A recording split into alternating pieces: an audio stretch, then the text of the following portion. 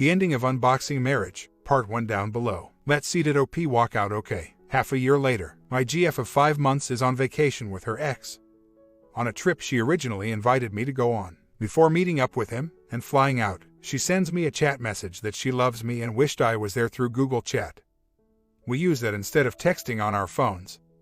And then she signs off. She has been signed off for the whole night and morning, and now I'm just livid. I feel so disrespected, foolish, and don't even know where to begin to address this with her. She clearly did not want to be disturbed when meeting up with him. Clearly that is the case, but is there any hope for a relationship that this occurs in? I feel it's not. Am I overreacting? I need advice on how to respond as well. I am livid right now and don't want to overreact. 1. What I did. Going dark, cutting off communication, Facebook unfriended, Instagram blocked, photo album blocked, number deleted, hitting the gym, lawyer up. 2. What I also did. Okay, phone call number 1 incoming. She will go crazy. I know she will. She already broke up with me once because she wasn't comfortable with my situation and I didn't fight it or argue.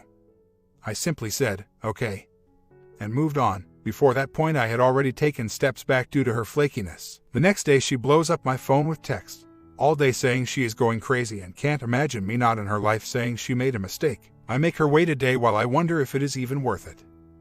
I tell her I need to think about things, and ultimately tell her we can try again after another day. So, after that, I understood it wouldn't last and that I should not get too attached. Found out about the ex 1 week before the vacation, and that's only because I asked who was going instead of me. Final plan with her girlfriend canceling was just yesterday. She offered to pay half my plane ticket, but I was really indifferent about going. She offered to take me on another business trip previously and pay half my ticket, but it was only for a few days and not worth it. She ended up going alone. I knew she still talked with her ex, because they have always been close friends, before and after their relationship. As much as that makes me uncomfortable, that's the way it was when we began dating. I told her that the friendship made me uncomfortable, but naturally, she reassured me and I felt that I had no reason to doubt that. Knowing what I know about their failed relationship, the only thing I would have to be jealous over is their close friendship. She is not an experienced woman. The ex in question was her first real relationship, and it started and ended as a friendship.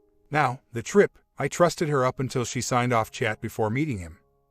I still don't understand that. My trust disappeared at that point and I committed a victim puke by deleting everything and cutting off communication. In hindsight, I should not have done that. Instead, I should have told her my boundaries beforehand and that it would be a deal breaker. My boundaries were not clear and I victim puked all over the relationship. Comment: she went offline is your issue. I don't understand how it was more offensive than her going on a trip with her ex. It could be that they have no data connection there, or it could be some other innocuous reason. Was she unreachable on the phone? Did she promise to keep contact on chat? OP responds: my issue was that she allowed herself to be in a situation that resulted in her being alone with her ex on vacation. And yes, chat was our means of communication. Signing out is not an accident. You have to manually sign out. She sent me that last message, and before I could walk in from the other room to check it, she was already signed out. So, she conveniently hit a dead spot after her closing "I love you. Wish you were here." Nope. When I say she is inexperienced, she really is. She didn't start dating until she was midway through her second degree in college. Could it be that she really does not understand because of inexperience? Maybe she feels like it is acceptable because it really is just a friendship. Are any ladies just friends with any exes that would never cross back into the intimate zone? I know for a fact that the other girl originally intended on going, because the three of us went out about a month ago and talked casually about the trip and where they wanted to go because she had family friends there. Now she is blowing up my phone, apologizing and wanting to talk when she gets back, which is tomorrow. Update: she flew in on a red-eye last night and is working right now. She is and has been blowing up my phone. She said she understands why I felt that way. She still contends she doesn't know how she signed out. Wants to talk about it. She is already talking about makeup bonding. She has been sending me pics from her vacation, and one is of her in the hotel room and I can see a double bed behind her.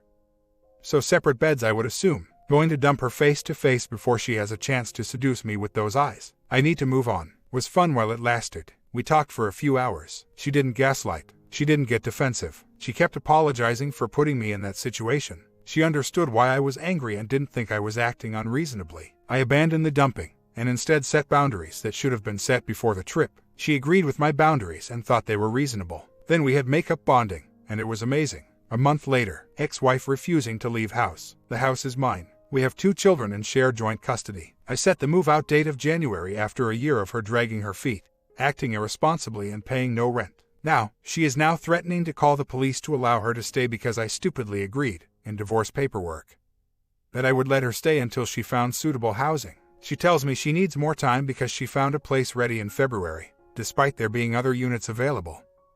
She wants a particular unit that won't be available until Feb. She does have a place to stay at her BF's parents' house, but I am not allowing her to take the children because the BF has physically abused her in the past. Has a record. Is an alcoholic. I am telling her to call the police, but I'm not sure what the outcome would be. Am I bound by the agreement that she live here until she finds suitable housing? My comment, looks like OP did get rid of her. But he started meeting another troublesome woman. Do you think he is just asking for trouble the whole time? Story 2. Separated for 1 month, in a separate home. I suspected my husband was having an affair around our 25th anniversary. He had become very distant, angry and non-responsive. I tried for months to figure out what was happening and he would just trump it up to work stress. We were self-employed and working together. I had finally seen a text message that came across his phone early in the morning, from her. When he left his phone next to me, my suspicions were correct and I confronted him. He was shocked and said it was an emotional affair and that it would end. It didn't. I had caught him 2 more times. I realized I should have walked away. The last time was a planned weekend away. Side note, she was one of our family friends for nearly 20 years and a huge part of my children's lives. We all worked together, in our office. That was the beginning of the end. I could not handle seeing her and him every day, left our business and went back to my career. That was 3 months ago. He never wants to discuss us as he doesn't like those discussions. We have not yet divorced, separated only, nothing on paper. I am paying my living expenses, while he is paying for our kids' college, our marital home and my vehicle payment. The income is heavily weighted in his favor. The business, however, he is also paying for our kids. He doesn't give me any extra money or emotional support. I am working on my emotional issues, outbursts if I drink and great sadness and loss. Understandably, we are probably never going to be able to repair the hurt we have both given to each other.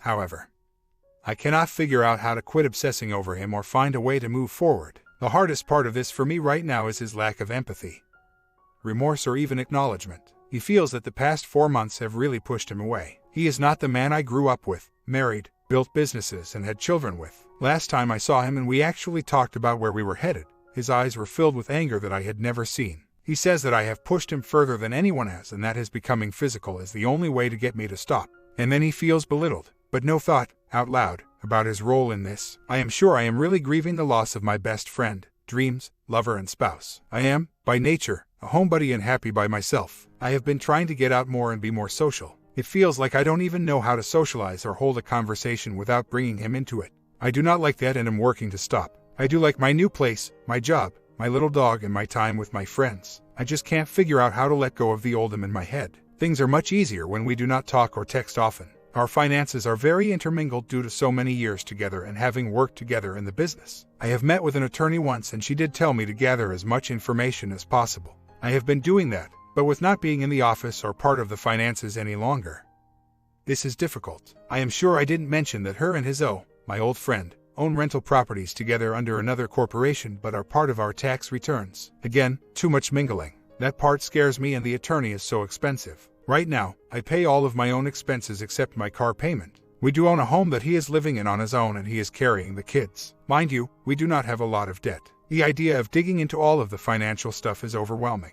Almost to a point it would just be easier to walk away from all of that. I do realize that time will help all of us struggling with our marriage and emotions. I am afraid to file the divorce and don't know why as I really do not think anything can be saved for us. He refuses to do counseling or even talk about a future. Maybe I am just rushing. I wanted to mention one other thing. No more beans, you are so right. He is truly lacking in moral character. I do see that and can't understand why I would even want to associate with someone of this standard. I don't believe he even wants to change. When I told him that I could not understand why he would just walk about from all that we have been through, all of our years together and many happy times, he said sorry.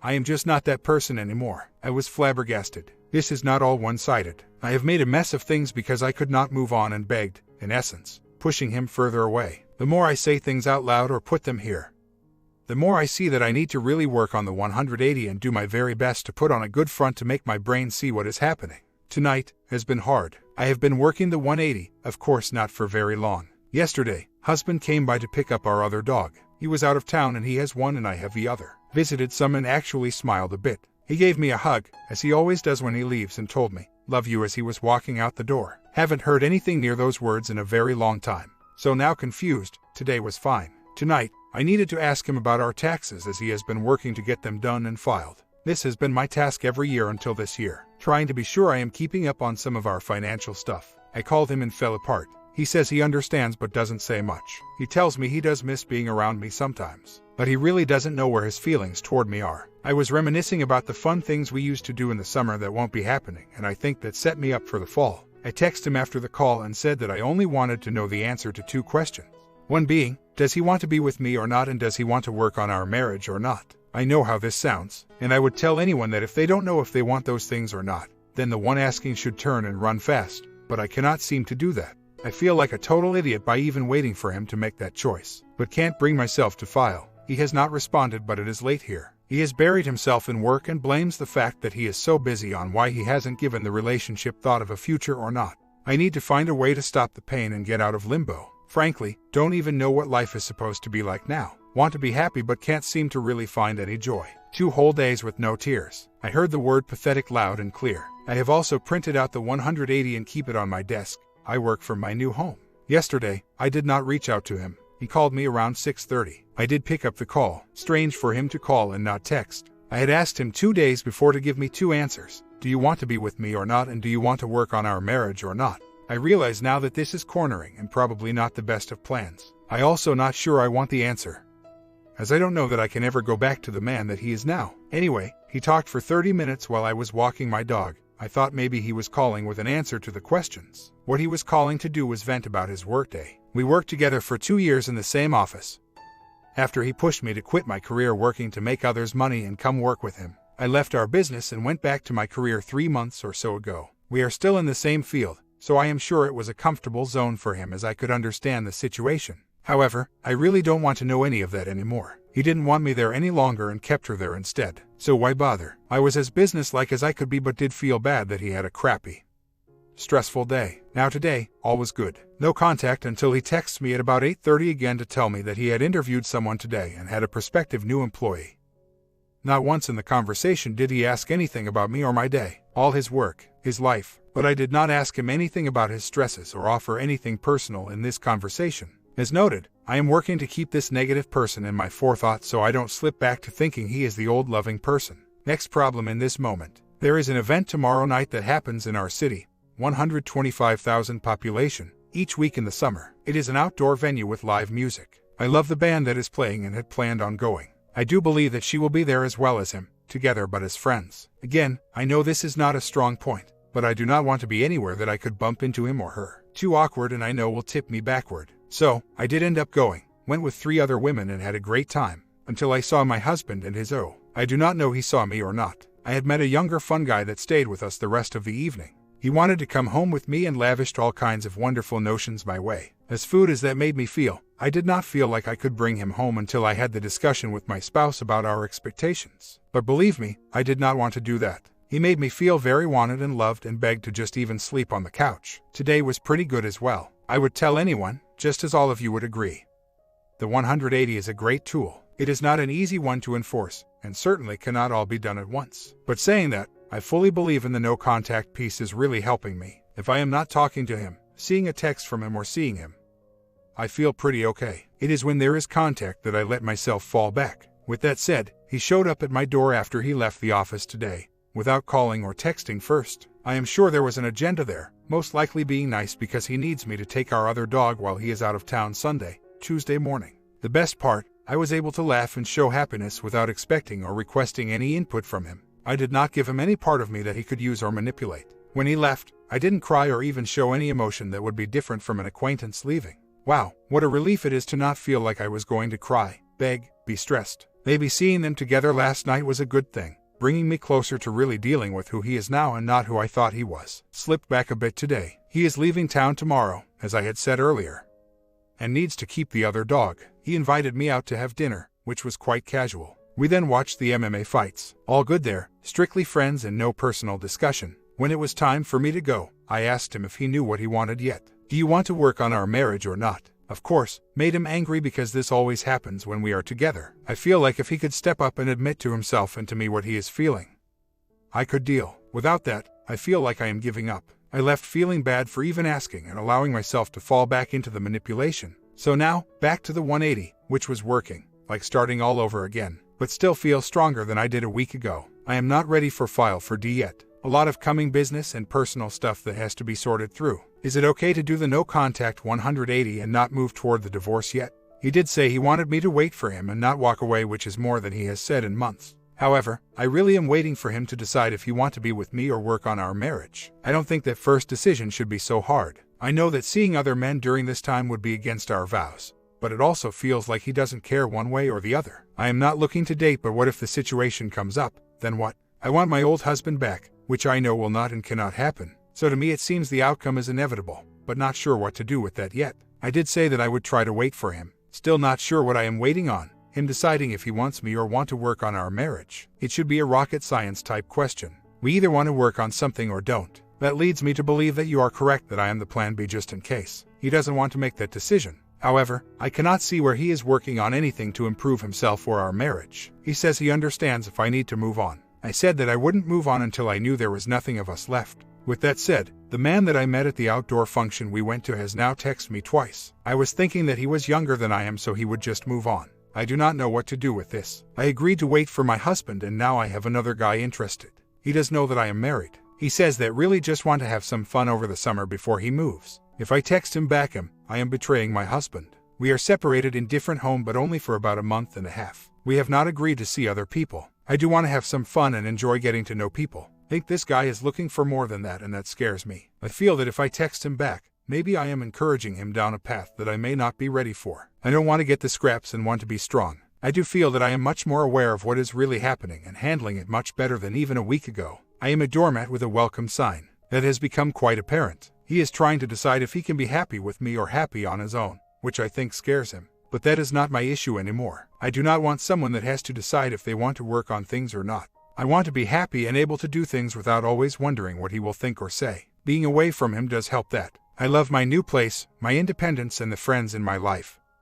Both old and new. I don't want another relationship in the dating arena, as I know that is not what I need. We dated in high school, married at 20 and had our daughter at 22. Time for me to be me. I have always taken care of everyone else, so not even sure what I want or need. But being second or a decision is not it. Not ready to file for the D yet. Visited with an attorney in January. She did help me to set a path, so I knew that I would be okay on my own. I think my H will get very ugly, and I am not yet ready to handle that.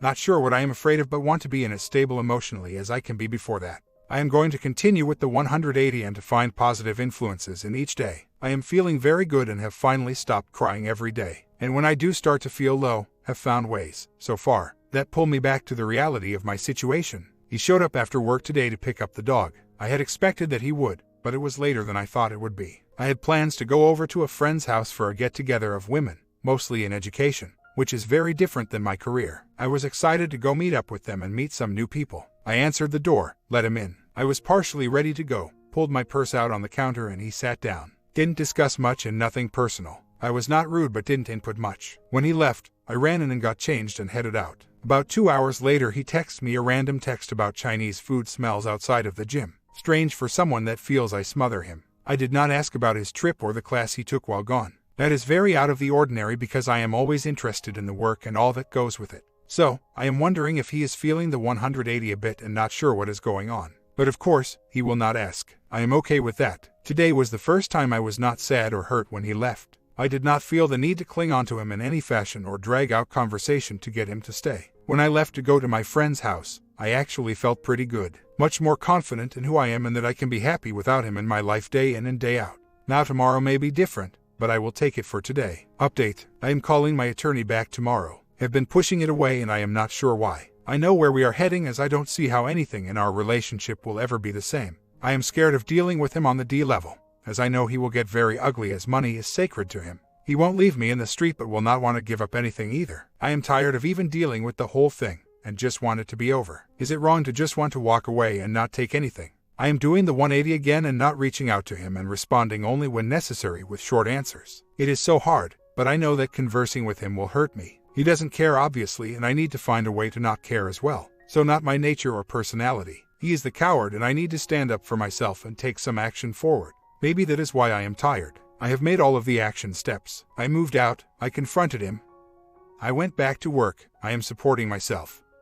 Other than car payment, I told the girls about separation and now he has done nothing that I can see. I realize he is full of guilt, shame and paranoid about who will find out. However, he made this bed, the rest of us did not. He refuses to accept that and keeps slinging his stuff back at us with whatever he can. All he has left is the threat of withholding money. Pretty dang low. Now that is not someone I want to try to reconcile with. And worse yet, this is not the man I married. Such a good day at work and then blasted with his texts. I had to quit working and just go walk with the dogs. Called my banker and left a message to set up an app to get a car loan rolling.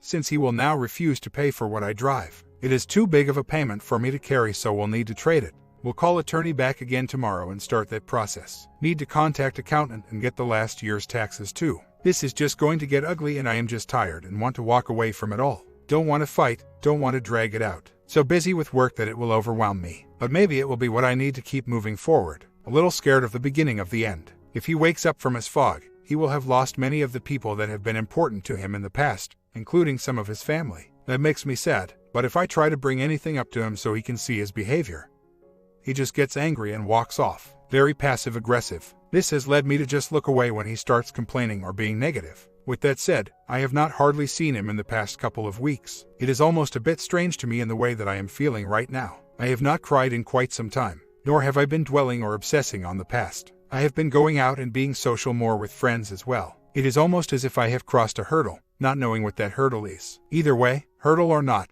it certainly feels like I am going to get through this. Almost a year later, a lot has happened since July. I had resigned to divorce and was moving forward being single and enjoying new friends. In October, my husband did not divorce, called me crying and begging me to try to forgive him and repair our marriage. After many discussions, and his begging and crying, I gave in and said I would try. I did not feel that was right at the time, but I allowed him to wear me down. So here we are in January, with our 27th anniversary coming up. We are getting along well and have been having fun. However, I can't seem to get past the lying, deceit, or the affair. She still works with him, and I do believe the income she brings is necessary. They still have rental properties because financially he cannot buy out her interest yet. I have talked to him trying to explain that even though I believe he knows he made a mistake and isn't sleeping with her, she is still there, every day. He says he cannot kick her to the curb yet. She is working toward her license and has about a year to go. I do not want to make ultimatums as I feel that will cause issues later, but I am not sure it is fair or if I can totally reconcile and rebuild with her in the daily routine. I really have struggled more with it in the past couple of weeks and feel like my feet are all the way in. Is there any way to work on this marriage as it is? He cannot work from home. He is in the field most of the time but in the office a couple days a week. The office is small. There are 5 people including him. He has his own office with a door, as does she. 2 of them sit on an open floor. My comment, she needs to go. The fact he still cares for her is a problem. Does everyone in the office know about the affair? If not, they should. Make her life uncomfortable. Push her out. Who cares if she finishes her license L? That's her issue. If she owns multiple properties with your H, sell them. Or trade equity to separate them. You can't start healing until he has no contact with her.